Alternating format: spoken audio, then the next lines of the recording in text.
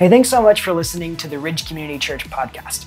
My name is John. I'm one of the pastors at the Ridge, and our vision is to bring the hope of Jesus into every home. So we want to bring you something hopeful and helpful for your everyday life, whether you've been following Jesus for a while or you're still trying to figure out exactly what you do believe about God. Now, you'll find on this podcast things that'll help with conversations about marriage and parenting and mental health and work, practical things to help you in your faith journey, and a lot more. So whether you're listening to this on your favorite podcast app or you're watching on YouTube, be sure to follow and subscribe so that you don't miss any of the hopeful and helpful conversations. Hey everyone, and thanks for listening to this episode of the Ridge Community Church podcast. In this episode, I'm excited to share with you part 2 of my conversation about politics with Mark Weigt. It's a really great conversation. We dive into things like what he wished he had time to share during our Offended 2024 series, how can you talk to your kids about the upcoming election, and a lot more. I think you'll find it super helpful, and I hope that as you like it, you'll like and subscribe, you'll follow, you'll share this with a friend. But this is part 2 of my conversation with Mark. Hey, I know one of the things that a lot of parents are struggling with the election is, hey, how do they talk to their kids about that? And maybe even specifically in that, and you could talk in a broader sense, but I think that there's a specific situation that happens when their kid comes home and they start sharing what they heard at school. And the reactions can be anywhere when that happens on either side. I'm curious, do you have any advice for those parents? I do. I think don't put your head in the sand because it's happening. My kids came home, they tell me all these stories, and all this stuff, and which is great. Here'd be my advice. The things that we are talking about, talk about it with your kids, but you obviously filter it through where they are in life and all that stuff. In other words, elevate them to, man, what does God say? And what does it mean to follow Jesus in the midst of all this? And what does it mean to value and treat people as made in the image of God? And what does it mean to, I always taught my kids this principle. I thought it's a huge one. You can disagree with someone and love them deeply at the same time, which is not even a category that they're being taught in school. It's if you're for me or against me. And so no, you can disagree with someone and love them deeply at the same time. So we got to talk to our kids about it, but talk about it through the filter of what we're talking about. And don't go, well, you need to be a Democrat or a Republican because this is okay. You need to talk about your political leanings, but then teach them to critically think through things.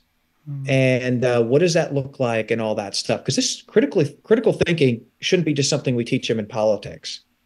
It should be something we teach them across the board, because then it allows them to ask good questions and then take ownership ultimately of it versus being told it. And then all of a sudden they have questions later and they're like, hey, whatever I was told to believe, I don't agree with it. And then I'm out.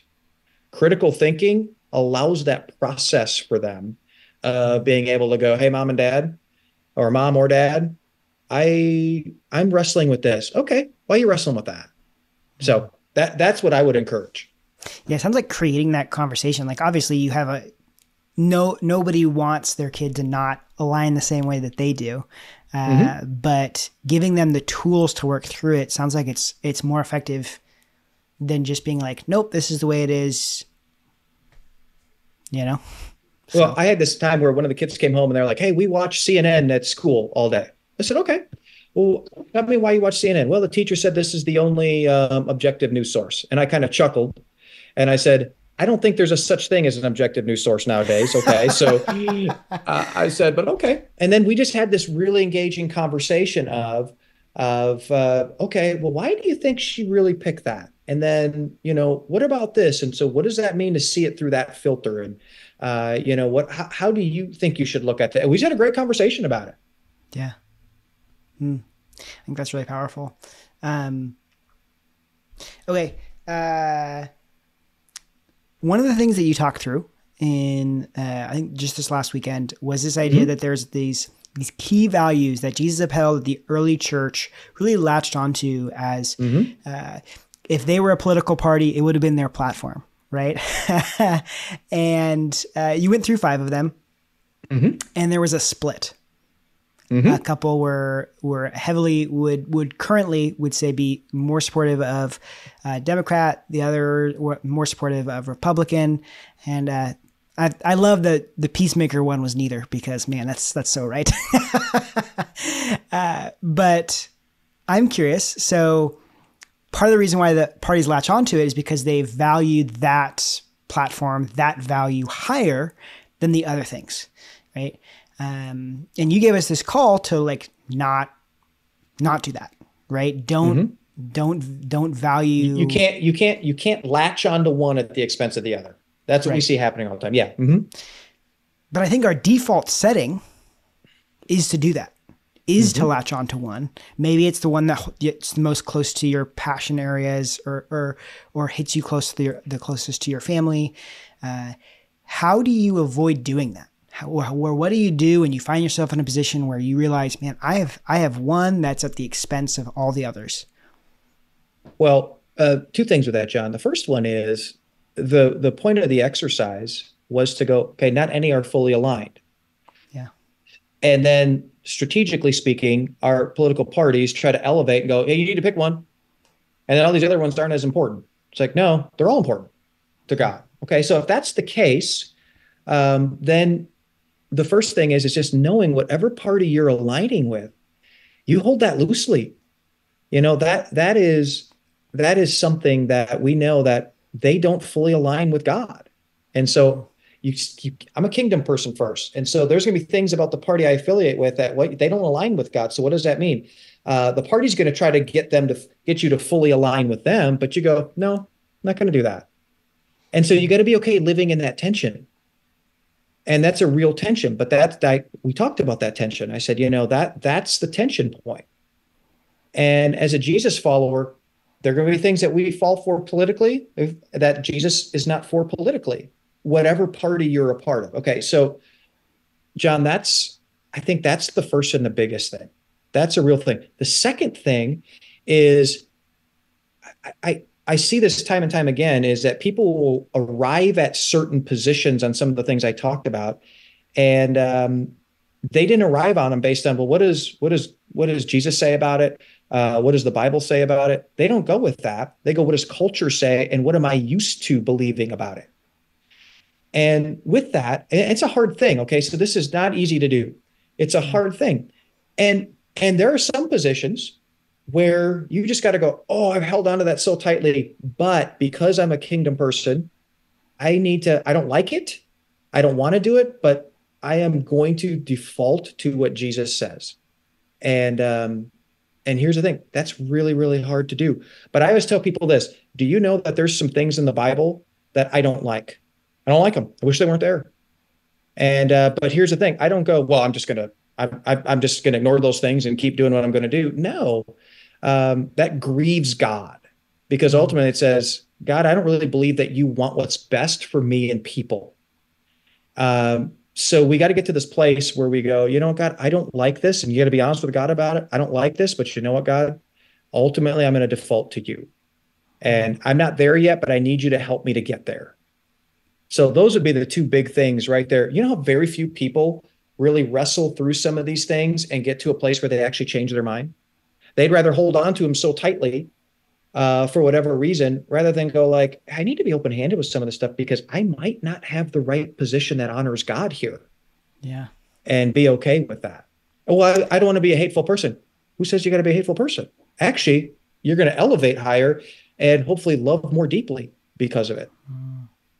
Yeah. It takes a tremendous amount of humility to be open to those things. And I think particularly it's like that releasing of control of this day in culture is the most correct it's ever been, or all blankety fill in the blanks.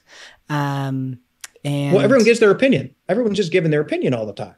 Okay. Yeah. And so I got to give my opinion. When have you heard someone say, and I know it's probably happened, it's rare, but it's like, hey, you know what? Here's my story. I held on to this, man. I was just wrong. And God really convicted me and I had to wrestle. And so, actually now I'm more aligned over here, and it was tough. But when you hear that story, Yeah. Everyone's going to be like, you compromised, you did that. No, you matured Mm, spiritually. That's what yeah. that is. Man, you grew. Yeah. Um, hey, aside from some of these text ins, I'm curious. Was there anything that you wanted to get to during this series? But I mean, I'm sure you could have had 9 weeks on politics, Oh gosh, yeah. and we'd no longer have a church. But Yeah. No, but people were great. yeah, You know, like I said, I'm talking about, yeah, I didn't even get a chance to dig into like the theology of government. Let's just call it that. mm, The Bible talks so much the institution, and so there's this. I think some of our struggles as Jesus followers with the government is we don't have a foundation for, well, what is the New Testament? What do the scriptures say about the government and the yeah, role of the government and just all that stuff. I would love to dig into the idea of, man, government is an institution ordained by God. We see that time and time again. And we see some of the great leaders in the Bible, like Daniel and Nehemiah and Esther, they were involved in the government. And so we saw things like that. I think when you start to see it like that, you get a very different perspective and you start to look at it different. I think I didn't get a chance to dig into then, man, what did the New Testament, in the New Testament, they had, I mean, when you talk about Nero and some of the emperors that they had, I mean, we're like, well, I'm going to get Joe Biden or Donald Trump, and we have, okay, you know, people are wigged out. Let me tell you something. They're kitty cats compared to what they dealt with. And yet they just elevated to this place where they said, I want you to pray for your leaders. I want you to submit to your leaders. I want you, and they just saw things from a completely different perspective. And you know, Jesus stood before Pilate, and he didn't wag his finger and go like, you know what, this is you, and you know you suck, and da da da da da. No, he just said, hey, you have this power because God gave it to you, and he submitted to that, and he went to the cross. And so our call is to pray, do good, submit, but do it as salt and light. I didn't get a chance to talk about a lot of that stuff. I wish I would have, because yeah, I think it would have been really important. Also, I didn't get the chance to talk about the wisdom side of it. And the wisdom side is as you go through this process, and it's every election's the same. Okay. It's the most important election ever. What's it going to be for you? The most important election ever. It's been that way since every election. Okay. It's always the most important. And so the wisdom side of this elevates and goes, why do we keep repeating the same things? And why do I keep falling for some of these things? And it's this: fear and anger are the strategy. And we touched on this earlier. It raises money. Goodness doesn't raise money. Fear does. And the fear and the algorithms, and I think you and I talked about this at one time. I mean, the algorithms are designed to foster more division yeah, and all that stuff. I mean, that's it. And so it's really, we look at all this stuff and we go, this is everybody. No, it's a small percentage. And the algorithms are trying to draw us in. And I heard this quote the other day. I thought this was really great. I'm rambling a little bit, but I'm just passionate about this. Is when you have to create an enemy to lead people, you're just not a very good leader. You're just not. If vision is what good leaders lead towards, not fear. But when you get people afraid, they're going, oh, I'm going to lose this. Why do you think people say we got to save our country? Do you really think this 4 years we're going to lose our country in 4 years? If we do, then we're already crumbled. It's already gone. And so just understanding some of that stuff, man. But I think as Christians, we're afraid of becoming the minority in our country. I'm not talking race, okay? That's like something is happening, that the values are slipping away, and just we're afraid of becoming the minority. Here's the thing: we're already there. We're already there. So we're trying to hold on to something we don't have right now. And the assumption is that by being the minority, we are going to become less effective, and we're going to face some pretty tough times and all that stuff. And you know what? We may face some tough times.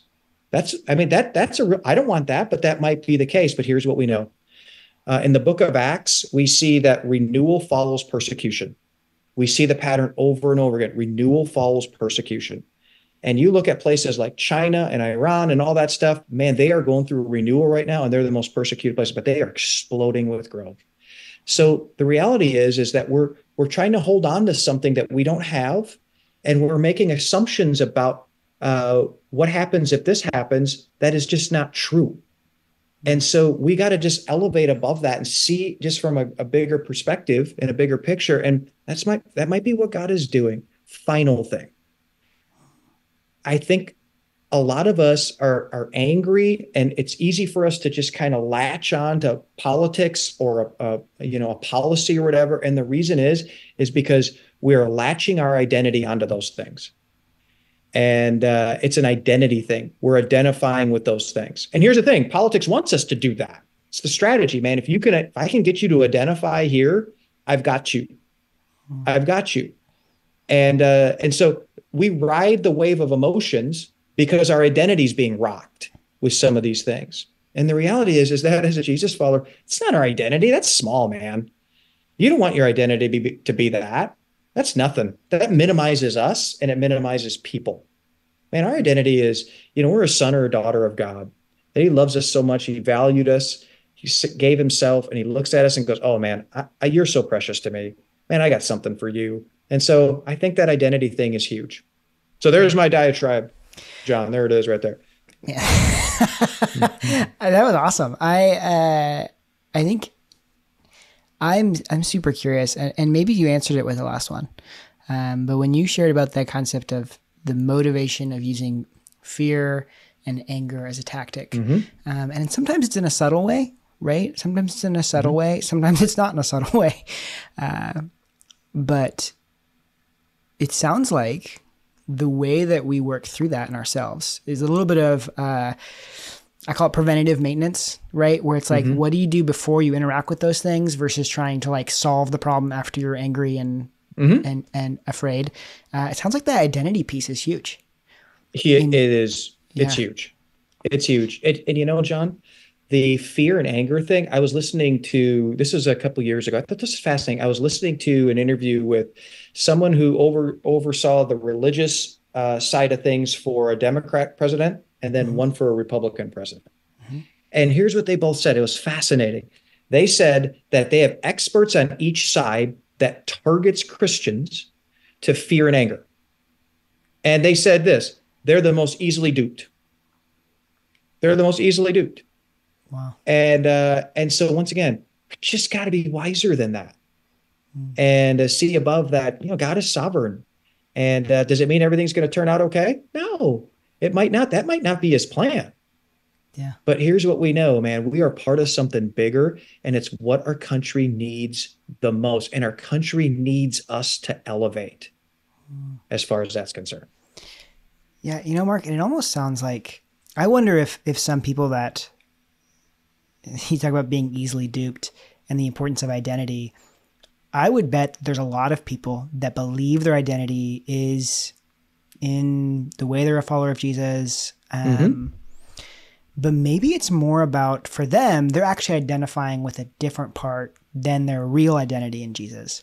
Like they're identifying with the rules, I'll call it the religion side of things, versus the like true identity. Do you think there's any merit to that? I think the important thing is to realize is that when you find yourself really grabbing a hold of something passionately, let's just say we're talking politics. Okay. So when you're just grabbing a hold of something real passionately, well, you could ask, well, why am I passionate about it? And it's going to be one of two things: loss, fear, or I find a part of myself in that. And so when that is happening and you go, yeah, that policy is a part of me. Okay. Right. When you say that should be a red flag. And so what's happening is all these voices are coming at us to try to tell us who we are. They are. And that's what the strategy is. Hey, this is who you are. This is where you want to go, all that stuff. Man, that's why the whole thing on letting that foundation be set for who God says we are in Christ. And when that begins to be set, all those other voices that are telling us who we are, we go, no, that's not who I am, because I'm who God says I am, no matter what you say about me. And that's just huge. It's huge. It gives us the filter to then go, that's not me, and this is me. And I am not going to shrink to that size. And I think that's a cool vision of being able to rise above it. Right? That's it. Yeah. That's it. And I said this, I'm a kingdom person first. That's an identity statement. Who influences parties, not lets parties influence me. So I may vote a party, but at the end of the day, they aren't going to influence me. I'm there to influence them because I know ultimately I am a part of a larger kingdom. Love that. Mark, thank you so much. Thanks for taking the time to kind of go through, I think, a challenging topic. I know it's kind of a fun one, though. It is kind of a fun one to talk through. Well, yeah, when you're not talking from stage, yeah, of course it's fun. Fair enough. Fair enough. Man, people did great, man. I'm just proud of them. They did great. They really did great. I'm really excited to see, and hopefully people will be able to, maybe you hear this now and you listen to it again, you know, as we head into the weeks approaching the election and say, man, what were they saying about making sure that I was doing the right thing this way with my words and my influence? And because I do think that is an opportunity to be countercultural against the taking sides and against the villainizing and against the really hateful things that people are saying and doing. So, I mean, when does that? I could try to. We use a strategy in politics and we villainize and demonize. When has that ever worked on you? Okay, I'm going to demonize you to get you to change your mind. Okay, it's like, what in the world? Can you imagine a business going, here's how we're going to get people to switch to our product. We're going to demonize them. I mean, what in the world? Once again, that's marketing. That whole thing. I'm grabbing onto it. It's my hope. It's my identity. You know, it's just like all of a sudden, all wisdom goes out the window. Yeah. Mark, thank you. Always, my friend. I know you'll never have me on again, so it was nice knowing you. Well, that was part 2 of my conversation with Mark. Lots of really, really helpful stuff packed in there. I particularly loved the conversation about how to talk to your kids about it by creating conversation and helping them think through the election in a helpful way rather than one that can be full of fear.